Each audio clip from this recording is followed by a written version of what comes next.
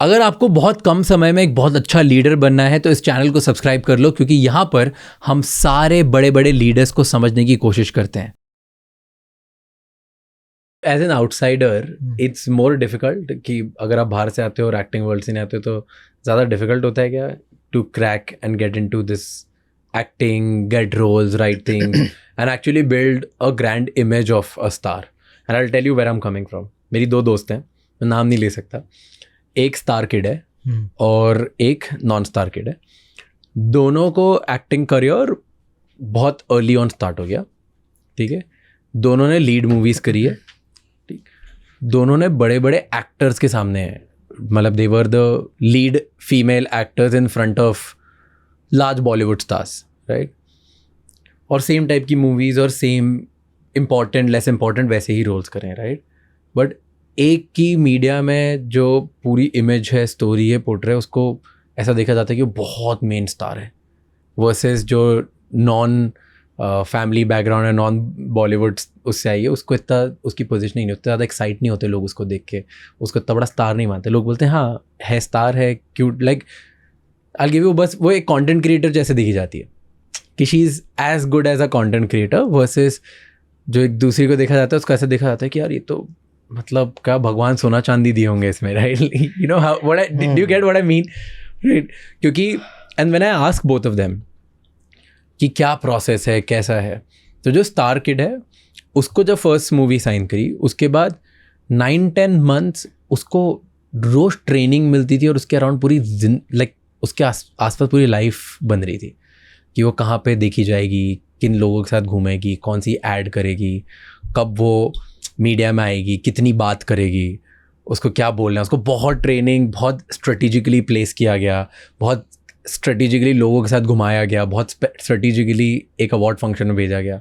Versus जो एक non Bollywood family से आई थी उसको ये सब कुछ भी नहीं था, उसको सिर्फ एक्टिंग वर्कशॉप्स दी गई और एक्टिंग वर्कशॉप्स के साथ जो मूवी के लिए ज़रूरत थी वो करके मूवी ख़त्म हो गई, मूवी के प्रमोशंस में थी और उसके बाद ख़त्म.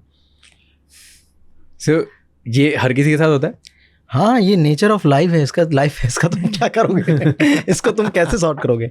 नहीं, मुझे लगता है कि मेरे लिए तो मैं लकी रहा कि ये चीज़ वर्क कर गई, और क्योंकि मेरे लिए इंजीनियरिंग नहीं वर्क करती, मैं वही बोल रहा हूँ, मेरे लिए वो ज़्यादा टफर टास्क था कि वहाँ पे अपने आप को इस्टेब्लिश करना. ठीक है, मैं एक IIT से हूँ, मैंने मेहनत की IIT में जाने के लिए, उसके बाद मेरी इंजीनियरिंग ख़राब है, मैंने इंजीनियरिंग अच्छे से नहीं की.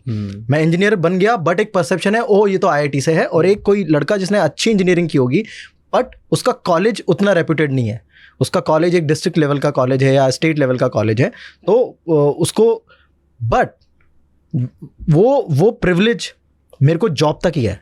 मेरे को पहली जॉब बहुत इजी होगी, मेरा पहला पैकेज बहुत ज़्यादा होगा, बट अगर मैं अच्छा इंजीनियर नहीं हूँ और मैंने वो विथ टाइम डेवलप नहीं किया, और जो बंदा ज़ीरो से स्टार्ट कर रहा है, जिसका कॉलेज ख़राब था बट वो अच्छा इंजीनियर है, he will progress more with time. उसको टाइम लगेगा, बट हाँ मेरे को पहली जॉब ही अच्छी मिल गई.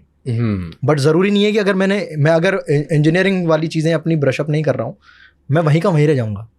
ऑफकोर्स पहला चांस मुझे मिला, मुझे पहला पैकेज अच्छा मिला, मैं ऑफिस में गया, लोग थोड़ा ऑ में हैं कि अरे भाई IIT का लड़का है, ये जो बोलेगा इस परसेप्शन पे ये सब सही है. ठीक है, तुम अगर कोई ऑफिस की पार्टी हो रही है तो ओ IIT सब चुप हो जाएंगे, सब तुम्हारा सुनने का वेट करेंगे. ठीक है, you are the star in the company, but after a point they will know that you are nowhere, like you don't know what engineering is. ठीक है, you can't finish one task properly.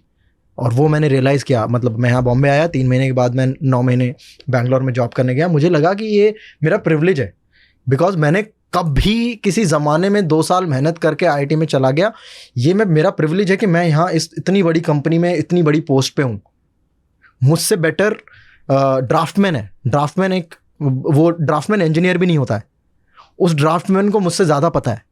मैं उससे पूछ रहा हूँ कि भाई कैसे करना है, क्या करना है. मैं उसका लीडर हूँ.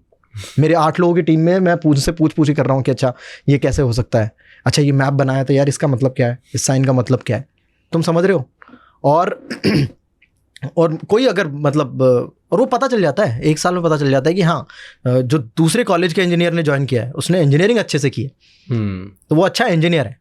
या तो मैं इंप्रूव करूँ अब अपनी इंजीनियरिंग बैठ के, वापस से 4 साल की पढ़ाई शुरू करूँ और मैं अपनी वो एक तरीका है, वो करना ही पड़ेगा। तो अगर तुम्हें परफॉर्म करना है अच्छा, तो चाहे तुम कितने भी प्रिविलेज हो, चाहे तुम्हें पहले चांस मिल गया हो, तुम्हें एक्टिंग करनी पड़ेगी, तुम्हें लोगों से कनेक्ट करना पड़ेगा, तुम्हें वो कैरेक्टर लोगों तो पेनिट्रेट करना पड़ेगा, अदरवाइज आफ्टर पॉइंट नहीं वर्क करेंगी चीज़ें।